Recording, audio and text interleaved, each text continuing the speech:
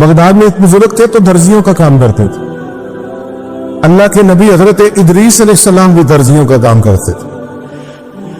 خوش ہوئے نا بات سن کے؟ پیشہ کوئی بھی برا نہیں. ایک برا ہے وہ ہے ہاتھ پھیلانا. اس کے علاوہ کوئی پیشہ برا یہ برا نہیں، یہ ہاتھ پھیلانا برا ہے.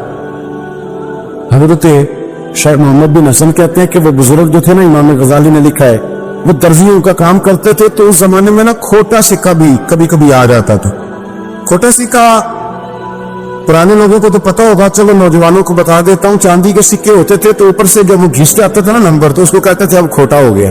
کیوں جی بزرگوں ایسا ہی ہے، وہ گھس جاتا تھا تو کہتے تھے سکہ وہ چلتا نہیں تھا کہیں بھی. تو وہ بابا جی کی دکان مشہور ہو گئی تھی کہ وہاں کھوٹے سکے بھی چل جاتے، لوگ دے آتے تھے کھوٹے سکے. بہت سارے لوگ دے دیتے، بابا جی چپ کر کے قبول کر لیتے. مشہور ہو گیا، جو بھی جاتا کھوٹے سکے دے آتا، بابا جی قبول کر لیتے. پھر شام کو نا گھوڑے پہ بیٹھ کے جاتے اور دریا میں بہا. ایک دن کچھ بندے کھوٹے سکے لے کے آ گئے تو بابا جی ابھی مصلے پہ تھے، نماز پڑھ رہے تھے. تو بیٹے نے کپڑے دیے تو کھوٹے سکے وصول کی. تو وہ کھوٹے سکے دینے والا شخص کھوٹے سکے دے رہا تھا تو بچہ کہنے لگا تم نے بڑی عرصہ بیوقوف بنایا میرے ابا کو، کھوٹے سکے دے لے جاؤ. کہنے لگا تمہیں واقعی نہیں پتا چلتا کھوٹے ہیں؟ کہا ابا جی کا نہیں مجھے پتا، پر مجھے تو پتا ہے نا. اور میرا ابا شام کو کھول کر دیکھتا ہے تو پھر جو کھوٹے کھوٹے ہوتے ہیں انہیں دریا میں بہا کے آتا ہے، لے جاؤ اپنے. اتنی دیر میں بزرگ نماز سے فارغ ہوئے، کہنے لگے نہیں نہیں بیٹے رکھ لے، کھوٹے رکھ لے. سننا باپ. کہا جناب کیوں؟ فرمانے لگے میں کھوٹے اس لیے رکھ لیتا ہوں کہ لوگوں میں پیسوں میں ملا کے دوسروں کو بھی تو دینے ہیں نا. تو میں چاہتا ہوں چلو باقی لوگ نقصان سے بچ جائیں، ہمارا تو گزارا ہو ہی رہا ہے، باقی لوگ نقصان سے بچ جائیں. اور فرمایا پھر میں شام کو جا کے دریا میں ڈال کے آتا ہوں کہ کہیں میری اولاد بھی ان کو آگے نہ چلا دے. میں چاہتا ہوں کہ اور لوگ اس کام سے بچ جائے. درویش کہتے ہیں کہ جب اس بابے کا آخری وقت آیا نا تو جو اس نے جملہ کہا میرا کلیجہ پھٹ گیا. آخری وقت جو اس نے دعا مانگی تو فرماتے ہیں میرے اندر وجد اور کیف کی صورت پیدا ہو گئی. فرماتے ہیں ان بزرگوں نے اپنے آخری وقت دعا مانگی، اے اللہ میں نے ساری زندگی کھوٹے سکے قبول کیے تاکہ تیرے بندے شر سے بچ جائیں، تو یا اللہ تو بھی اس کھوٹے سکے کو قبول فرما. اللہ میں نے کھوٹے سکے قبول کیے، کھوٹے، تاکہ تیرے بندے تکلیف سے بچ جائیں. تو مالک میں بھی کھوٹا ہی ہوں، اللہ تو بھی اس کھوٹے کو قبول فرما لے. اور یہ دعا مانگ کے نا تو کبھی روتے کبھی ہنستے. لوگوں نے کہا کیا ہوا؟ کہتے ہیں لگتا ہے رب نے کھوٹا سکہ قبول فرما لیا. لگتا ہے کہ اللہ نے کھوٹا سکہ لوگوں کو تکلیف سے بچائیں. ہمارا وجود یارو مطلب کیا ہو جائے گا 2 منٹ کے لیے سمجھ لیں کیا ہو جائے. یعنی اگر آپ بڑے غصے سے باہر آئے اور پاپڑ بیچنے والے پہ آپ نے غصہ نکال دیا سارا، میں رات کی ڈیوٹی کر کے آیا ہوں، تھکا ہوا ہوں، اور تو پاپڑ بیچنے آ گیا، تم لوگ بڑے نالائق ہو، بدتمیز ہو. آپ نے یہ سخت جملے کہہ دیے، چپ کر کے وہ آدمی معذرت کر کے گزر گیا. وہ تو سارا دن پریشان رہے گا نا کہ میری غریبی کا مذاق ہو رہا ہے. مطلب ہو کیا گیا؟ ہوا کیا اگر اس نے کوئی بات کر لی؟ ہم نے ارادہ کرنا ہے کہ ہم نے آسانیاں دینے کی کوشش کرنی، ہم نے لوگوں کو تکلیف نہیں دینی، ہم نے کسی کو آزمائش میں مبتلا نہیں کرنا، ہم نے کوئی ایسا کام نہیں کرنا جس کی وجہ سے لوگ سمجھے کہ یہ آدمی بوجھ بن گیا. کبھی بوجھ نہ بنے. یارو معراج کی بات کرنے کا تو اب وقت آیا ہے، اس لیے کہ معراج کا سارا واقعہ تو مسجد اقصی کے گرد گھومتا ہے. سبحان الذی اسری بعبدہ لیلا من المسجد الحرام الی المسجد الاقصی. حضور نے معراج کی رات مسجد اقصی میں نماز پڑھائی تھی. اور ایک بار پھر سے طیبہ سے فلسطین میں آ، راستہ دیکھتی ہے پھر مسجد اقصی تیرا. ایک بار حضور گئے تھے مکے سے مسجد اقصی، اور پھر حضور فرماتے ہیں جب میں واپس گیا نا تو کفار نے کیونکہ مسجد اقصی دیکھی ہوئی تھی تو مجھ سے پوچھنا شروع کر دیا کہ مسجد اقصی کی کھڑکیاں کتنی ہیں، دروازے کتنے ہیں، پلر کتنے ہیں. جب انہوں نے سوال جواب کیے تو حضور فرماتے ہیں کہ رب کریم نے مسجد اقصی کو اٹھا کے میرے سامنے رکھ دیا. میں دیکھتا جاتا تھا، بتاتا جاتا تھا، کہہ لوں بات کر لوں. ایک دفعہ حضور مکے سے مسجد اقصی آئے اور ایک دفعہ مسجد اقصی میرے نبی کی زیارت کے لیے مکے گئی، حضور کی زیارت کے لیے مکہ شریف گئی.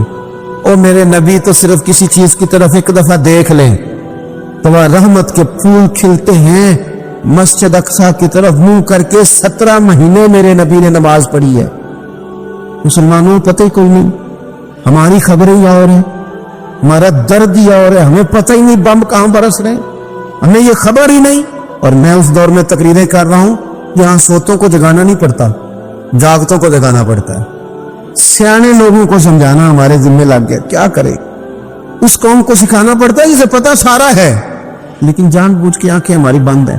یہ مولوی کو بات کرتا تو لوگ کہتے دیکھو مولوی گالی دیتا ہے, لیکن اگر قائد اعظم محمد علی جناح کہے کہ اسرائیل امریکہ کی ناجائز اولاد ہے, تو پھر تو تمہیں ہضم کر لینا چاہیے نا.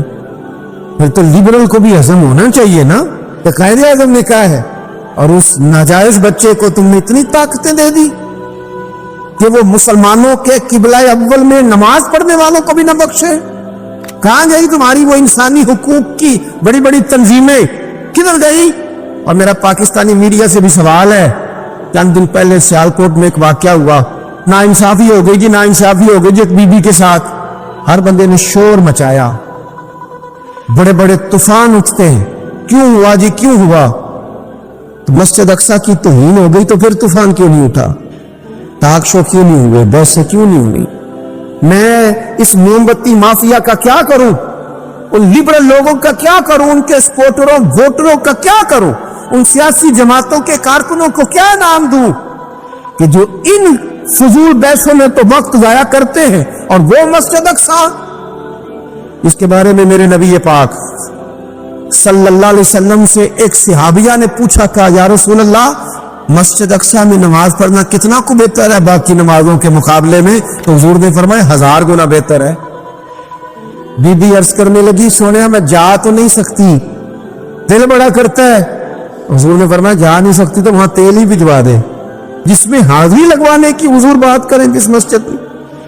اور نبی پاک علیہ السلام نے فرمایا خاص کر کے سفر کرنا ہوا تو 3 مسجدوں کے لیے کرنا, ایک مسجد حرام بیت اللہ کے لیے, ایک مسجد نبوی کے لیے, اور تیسرا مسجد اقصی کی. ایک بات بڑی ضروری ہے, وہ میں نے آپ سے ضرور کرنی ہے. ایک آیت ہے قرآن پاک کی سورۃ بقرہ پہلا سپارہ آیت نمبر 120. اللہ تعالیٰ نے ایک حد بیان کر دی, فرمایا وَلَن تَرْضَىٰ عَنْكَ الْيَهُودُ وَلَا النَّصَارَىٰ حَتَّىٰ تَتَّبِعَ مِلَّتَهُمْ. فرمایا یہ یہودی اور عیسائی تم سے ہرگز راضی نہیں ہوں گے. یہ قرآن ہے, اور سادہ ترجمہ تفسیر کی بھی ضرورت نہیں. یہ معاہدے کرنے, محبت کے وعدے کرنے, یہ تم سے راضی نہیں ہوں گے. کب راضی ہوں گے؟ حتیٰ تتبعوا ملتہم, یہاں تک کہ تم ان کے دین کی پیروی کرنے لگ جاؤ. میرا جب پہلی دفعہ پاسپورٹ بنا تو میں نے سارا پڑھا, کتابیں پڑھنے کا شوق تھا شروع سے. اس کے ہر صفحے پہ لکھا ہے کہ سوائے اسرائیل کے, یعنی آپ پوری دنیا میں یہ سبز ہلالی پاسپورٹ لے کے جا سکتے ہیں, خبردار اسرائیل آپ یہ پاسپورٹ لے کے نہیں جا سکتے. یعنی اتنی نفرت کسی ملک سے کہ اس پر لکھ کے چھاپ دیا ہر صفحے پر کہ یہ پاسپورٹ سوائے اسرائیل کے ہر ملک کے لیے کارآمد ہے. میرا سوال ہے عرب کے ان لیڈروں سے جنہوں نے اسرائیل کے ساتھ معاہدہ کیا, مجھے بتاؤ تمہیں فلسطین کی بیٹیاں بھول گئی نا ساری کی ساری؟ تمہیں وہ ماں بھول گئی نا جو مسجد اقصی کے دروازے پہ کھڑی ہو کے چیخیں مارتی تھی اور کہتی تھی کوئی علی کو خبر کرو کہ میری بچیاں قید میں؟ بھول گئی؟ تمہیں وہ بہن بھول گئی نا جس پر شراب کی بوتل انڈیڑتے تھے اسرائیل کے فوجی؟ وہ آپ کو ابھی بھی ویڈیو مل جائے گی. وہ انڈیلتے تھے شراب کی بوتلوں سے, پکڑتے تھے, دست درازی کرتے تھے, اور وہ بیٹی کہتی تھی یا رحمت للعالم. بھول گیا تمہیں وہ سارا کچھ؟ تم نے 1 منٹ لگایا, اور تم معاہدہ کس سے کروا رہے ہو؟ امریکہ کے صدر سے. اتنا ظلم کیا تم نے, اتنا قاتل کے ساتھ معاہدہ. کیا سمجھتے ہو فلسطین والوں کا کوئی والی وارث نہیں؟ سنو, میرے رسول کریم صلی اللہ علیہ وسلم نے فرمایا میرا کوئی مالدار امتی دنیا سے چلا جائے, پیسے جائیدادیں چھوڑ کے جائے تو اس کی اولاد میں بانٹ دینا, لیکن اگر اس کے ذمہ قرضہ ہو تو میرے پاس آ جانا, میں اپنی امتی کا قرض ادا کروں گا. جس کا کوئی وارث نہیں ہوتا مدینے والا اس کا وارث ہوتا ہے. میں قرض دوں گا اپنی امتی کا. کیا سمجھتے ہو فلسطینی لاوارث ہے؟ صبح قیامت نبی پاک تم سے سوال کریں گے, تمہیں اللہ کے حضور حاضری دینی ہے. کیوں نہیں صلح کرتا اسرائیل فلسطین کے ساتھ؟ لبنان کے ساتھ دوستی کیوں نہیں کرتا؟ شام سارا کٹ گیا اسرائیل کی وجہ سے. راج تمہیں خیال آیا ان کے ساتھ معاہدہ کرنے کا؟ ہمیں سبق پڑھاتے ہو خدا سے ڈرو. اور پھر اقبال کہتے ہیں مسلمانوں سے مایوس نہ ہونا, حکمرانوں سے زیادہ امیدیں بھی نہ لگانا. وہ جو چھوٹے چھوٹے لوگ نکلے تھے نا صحرا سے, بظاہر غریب تھے, بظاہر ان کے پاس مال نہیں تھا, وہ خالد بن ولید جیسے, وہ سعد بن ابی وقاص جیسے, بظاہر ان کے پاس زیادہ اسلحہ نہیں تھا. اقبال کہنے لگے مایوس نہ ہونا, یہ نہیں کہنا بن کچھ نہیں سکتا. فرمانے لگے رات میں نے سنا ہے فرشتے آپس میں باتیں کر رہے. واہ اقبال, تیرا بھی انداز کتنا نرالا ہے. کہنے لگے رات فرشتے آپس میں باتیں کر رہے تھے, میں نے سن لی ہیں. بھلا وہ کیا کہہ رہے تھے؟ یہ سارے لوگ نا خالد بن ولید, سعد بن ابی وقاص, یہ صحرا کے رہنے والے, اور اس وقت کی سب سے سپر پاور روما کہلاتی, الٹ پلٹ کے رکھ دی ساری رومی سلطنت. تو اقبال کہنے لگے رات فرشتے آپس میں باتیں کر رہے تھے کہ سنا ہے پاکستان کے, ہندوستان کے مسلمان جوان مایوس ہو گئے. کہنے لگا نہ مایوس ہونا, نکل کے صحرا سے, جس نے روما کی سلطنت کو الٹ دیا تھا, نکل کے صحرا سے. گرمی دیکھو اس شعر کی, ولولہ دیکھو اس مرد کا جو مصور پاکستان ہے. نکل کے صحرا سے جس نے روما کی سلطنت کو الٹ دیا تھا, سنا ہے میں نے یہ قدسیوں سے, وہ شیر پھر ہوشیار ہوگا. وہ کل باتیں کر رہے تھے کہ بہت سارے ان میں سے پھر جاگ گئے اور بڑی جلدی وہ بلاک بنائیں گے. سنا ہے میں نے یہ قدسیوں سے کہ وہ شیر پھر ہوشیار ہوگا, وہ آئے گا میدان میں, نکلے گا. لوگ بیچارے عقیدتوں اور محبتوں کا خراج دیتے رہیں گے, لیکن وہ حصل ما فی الصدور, جب قیامت میں پردہ کھلے گا, قیامت میں پردہ کھلے گا. میں نے کہا تھا کچھ جمعے پہلے, پھر بات دہراتا ہوں. ایک درویش شخص ہیں, وہ کہتے ہیں میں زندگی میں کبھی نہیں کام پاتا, ایک طوائف مجھ پہ راشا طاری کر گئی. طوائف کہتے ہیں میں نے جبہ کبہ پہنا تھا, طوائف میرے پاس سے گزر رہی تھی, تو میں نے اس کو کہا کہ بچے باز آ جا, اللہ اللہ کیا کر چھوڑ دے. اس نے نقاب آگے کر لیا, کہنے لگی بابا میں تو آپ کی بات پر عمل کروں گی, پر ایک جملہ کہنے کی اجازت ہے؟ تو میں نے کہا بیٹی کہہ لو. تو کہنے لگی بابا میں تو جو نظر آ رہی ہوں نا وہی ہوں, جو نظر آتی ہے وہی کہلاتی ہوں. تو بتا, تو جو کہلاتا ہے وہ نظر, جو نظر آتا ہے وہی کہلاتا ہے کہ کچھ اور بھی ہے؟ تو کہلاتا کچھ ہے اور بنا ہوا ہے کچھ اور. تو بھی دیکھ کے تو وہی ہے جو تو کہلاتا ہے. کیا حساب نہیں دینا لوگوں نے؟ باہر نہیں آئیں گی یہ ساری چیزیں, انہیں بڑا دھوکہ, اور کوئی چیز نہیں ملی استعمال کرنے کو. جب الیکشن آیا تو اسلام زندہ باد, جب الیکشن آیا تو اسلام زندہ باد, اور اس کے نام پہ ووٹ اور اس کے نام پہ سارا کچھ. اور جب تھوڑا سا اللہ تعالیٰ خیر فرمائے حالات بدل گئے, 2-3 سیٹیں مل گئی, تو پھر کسی بھی حکومت کے پاس جا کے 2 وزارتیں لے لی. میرے پاس بھی لوگ آتے رہتے ہیں. ہماری قوم کو سب کو سیاستدان بنا دیا گیا ہے. اس طرح سیاستدان کا کوئی پتہ نہیں نا کس پارٹی کا ہے. اس طرح عوام کا بھی اب یہ سارا نفاق ان لوگوں نے برپا کیا, یہ ان لوگوں نے لوگوں میں بات اچھالی ہے. لوگ بھی اس کو بھی کہہ دیتے ہیں تیرے ساتھ ہیں, اس کو بھی کہہ دیتے ہیں. کیا کریں, ان کے شر سے بچنے کے لیے ایسا کر, ورنہ شر پھیلاتے ہیں. ایک صاحب میرے پاس آ گئے, اور جب آپ کے پاس کوئی شخص آتا ہے تو آپ دروازہ تھوڑی بند کر سکتے ہیں. آ گئے ملنے کے لیے, انہوں نے آ کے نہ موبائل نکالا, کہنے لگے 100 سے زیادہ تقریریں ہیں آپ کی تقریر سنے بغیر میں سوتا نہیں. آئے سیاسی مقصد کے لیے, میں آپ کی تقریر سنتا ہوں. میں نے کہا اللہ آپ کو جزائے خیر دے, مجھے تو پوری دنیا سے لوگ کہتے ہیں تقریر سنتا ہوں. چلے مہربانی ہے, مجھے تب فائدہ جب کوئی تقریر سن کے اثر بھی کرے. چلے خیر, آپ کہہ رہے ہیں تو اچھی بات ہے. انہوں نے اس پر اور تھوڑا زور دینا شروع کیا. تو کئی دفعہ نا تکلیف ہوتی ہے کہ یار آپ کیا سمجھتے ہیں, سامنے والا پاگل ہے, بیوقوف ہے. اور جو ساتھ لے کے آنے والے ہوتے ہیں وہ بھی خیال نہیں کرتے ہم کیا کہہ رہے ہیں. آپ پاگل سمجھ رہے ہیں سامنے والے کو کہ آپ جھوٹی تعریف کریں گے سامنے والا مان جائے گا. ڈرنا چاہیے اللہ تعالیٰ سے.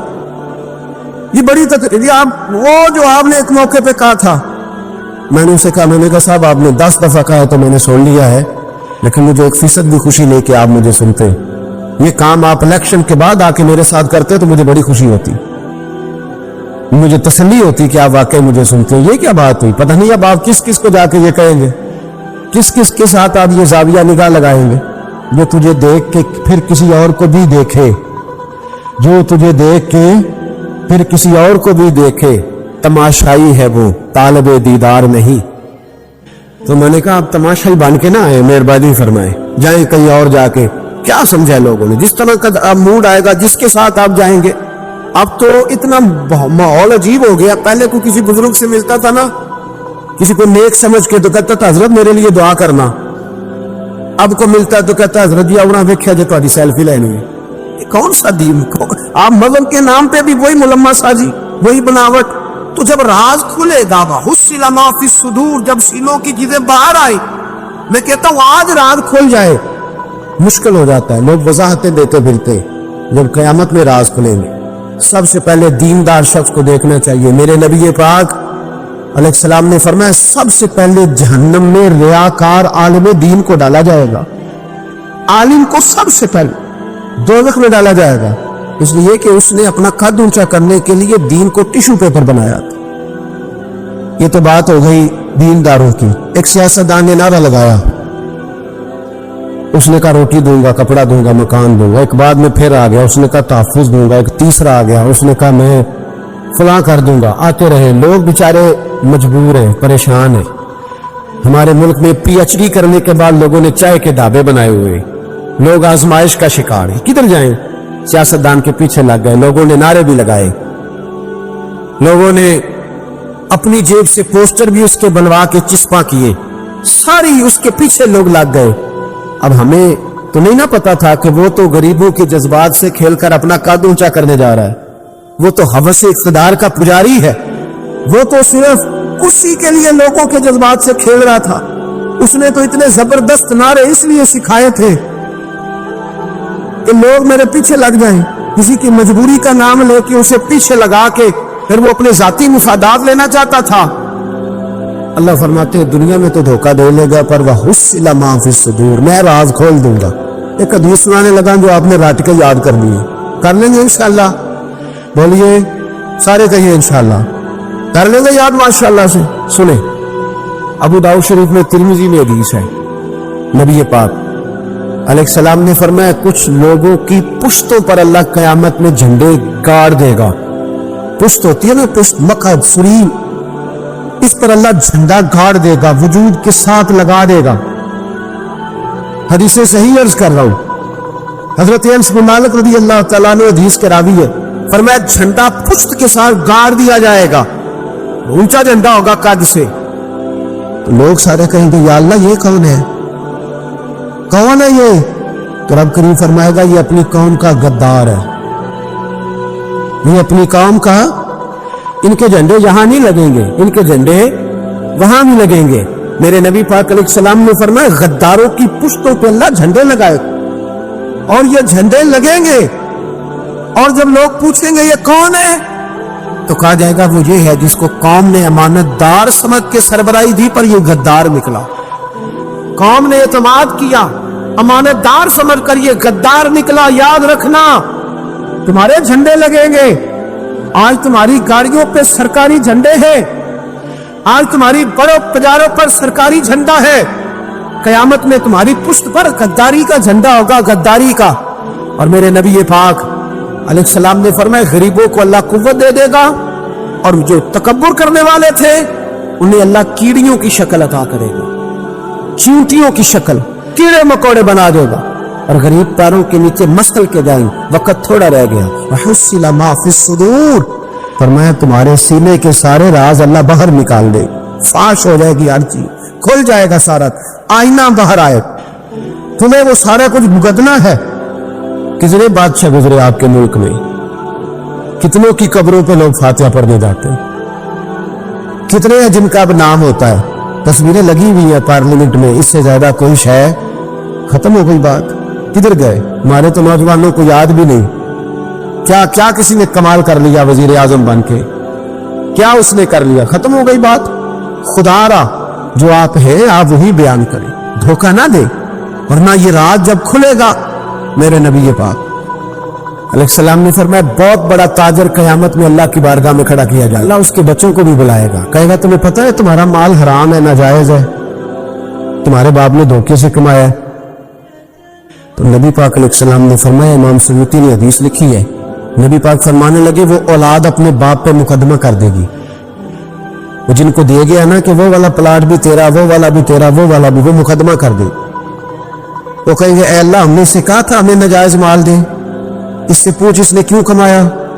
میرے مصطفیٰ کریم علیہ السلام فرماتے ہیں احد پہاڑ کے برابر اس کی نیکیاں ہوں گی، لیکن جرم یہ ہوگا کہ کمائی حرام تھی، کہ اللہ کریم ان بچوں کے مقدمے کی وجہ سے باپ کو جہنم میں داخل کر دے گا۔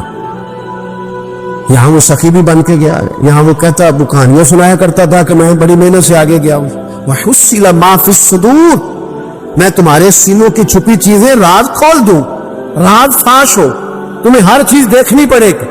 میرے رسول پاک علیہ السلام کی ایک حدیث بڑی انفرادی ابن حجر میں لکھی، میں تو اس حدیث کو پڑھ کے میں نے کتاب بند کر دی، میں نے کہا اللہ انہیں معاف کرے۔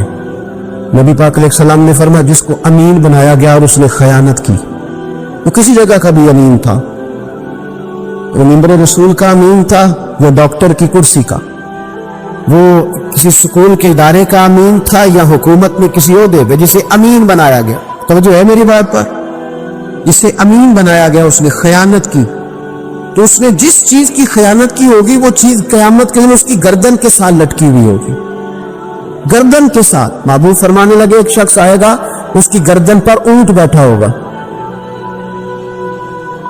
اور حدیث کے لفظ یہ ہے حضور فرماتے ہیں مجھ سے فریاد کرے گا یا رسول اللہ میری مدد کرے، تو میں اسے کہوں گا میں نے تجھے سمجھایا نہیں تھا، اب تیرے بارے میں اللہ فیصلہ کرے گا۔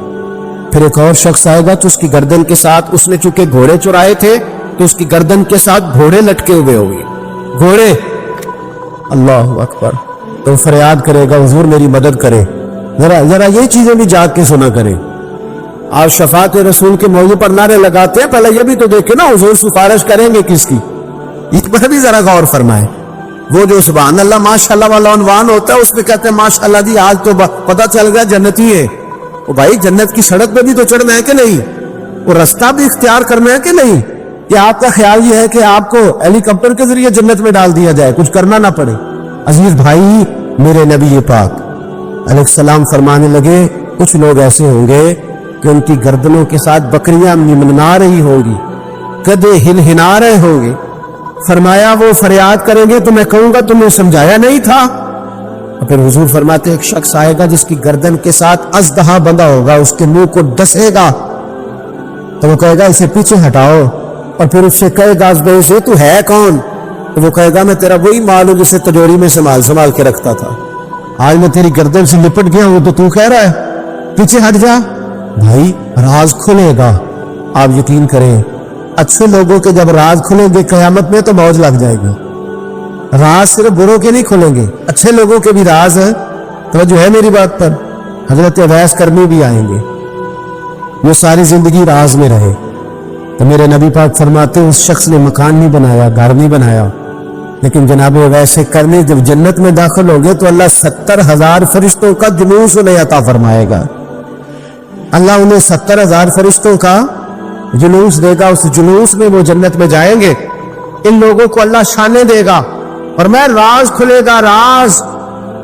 قیامت کے دن کچھ لوگ ان کے چہرے 14ویں کے چاند کی طرح چمکیں گے، اور انبیاء اور علماء ان کو دیکھ کر رشک کریں گے کون ہے؟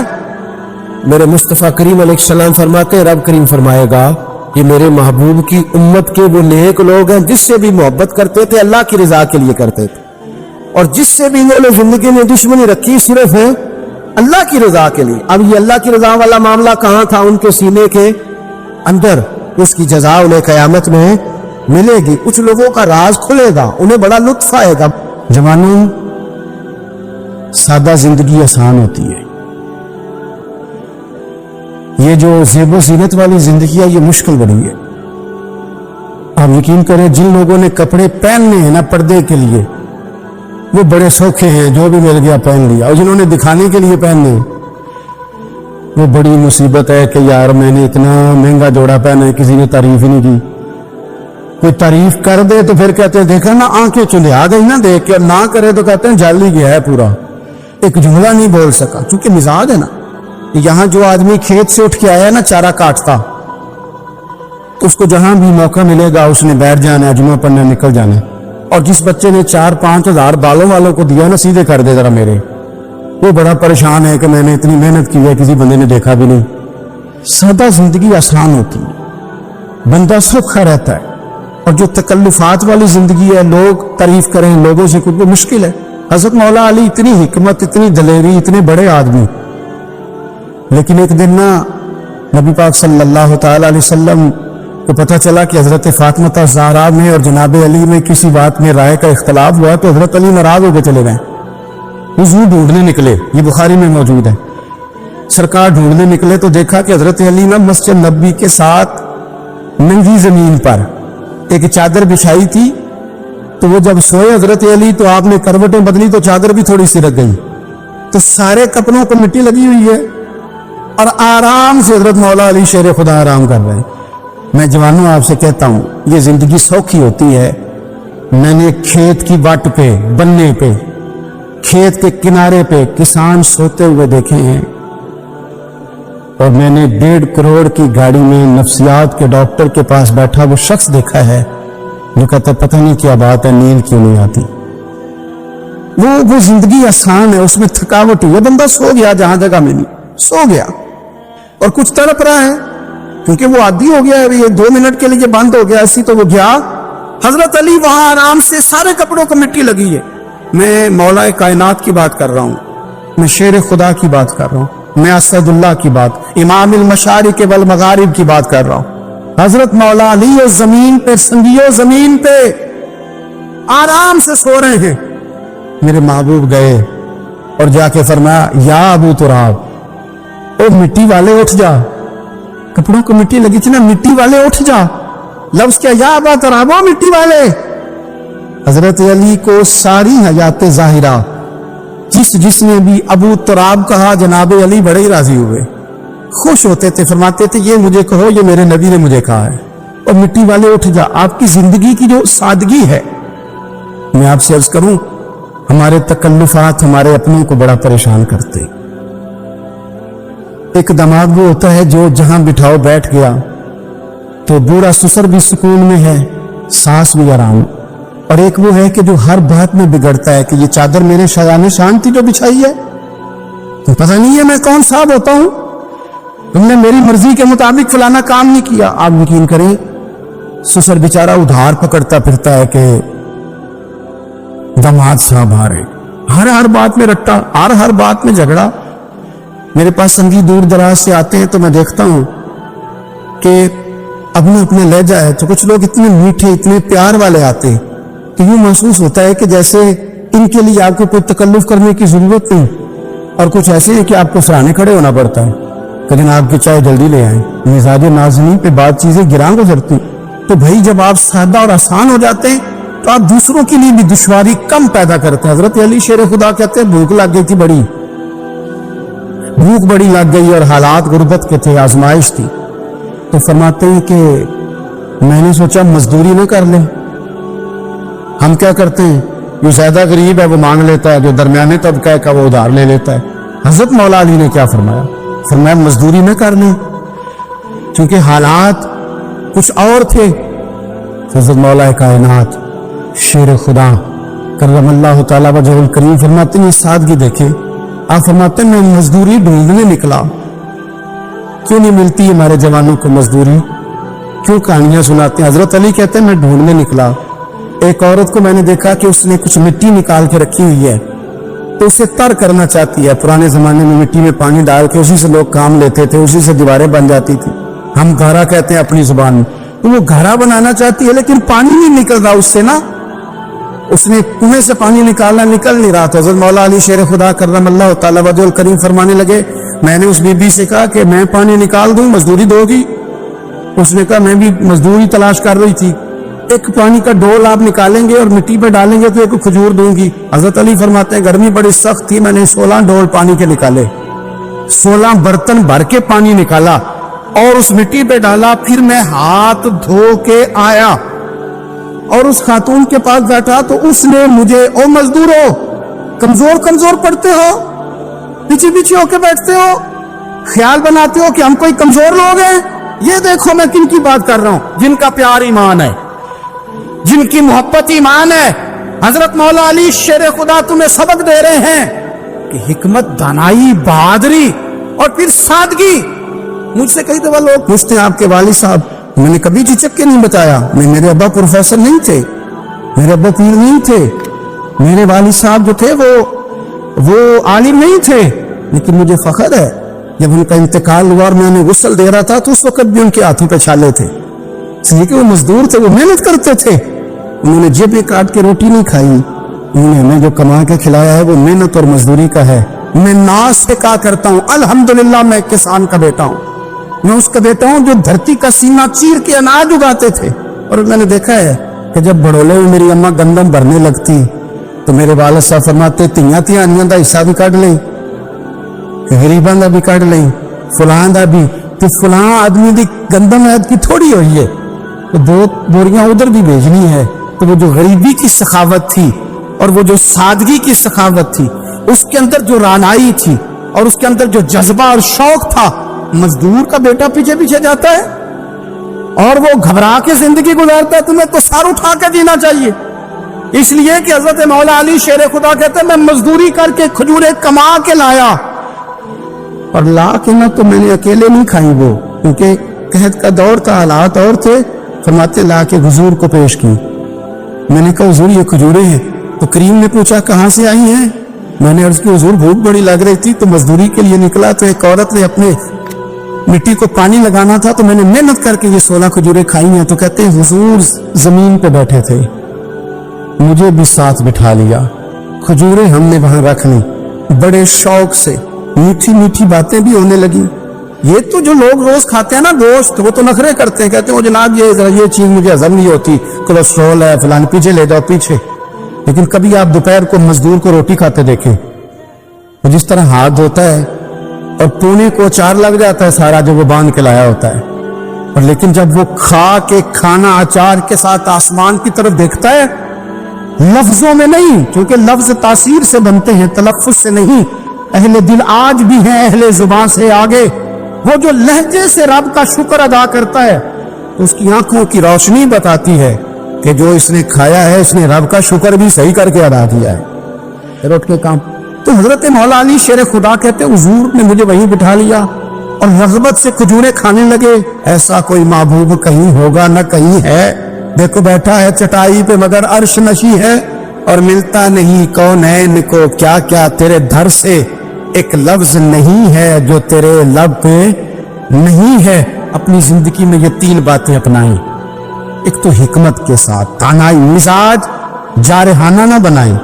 جارحانہ مزاج سے کچھ بیوقوفوں کو تو متاثر کیا جا سکتا ہے، فہم و فراست والے لوگوں کو متاثر نہیں کیا جا سکتا۔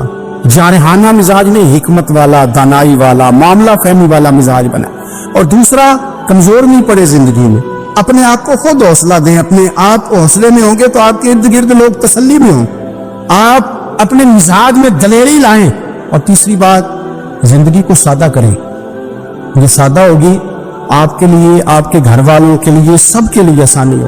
جو آدمی گھر جاتا ہے اور مصیبت کھڑی کر دیتا ہے نا میں آ گیا ہوں، تو اس کے گھر والے بڑے پریشان ہیں، اس کے بچے یہ دعا نہیں کرتے ابا جی گھر آئے، بلکہ یہ دعا کرتے ہیں کہ یہ آئے ہیں تو اللہ جانے کب جائیں گے۔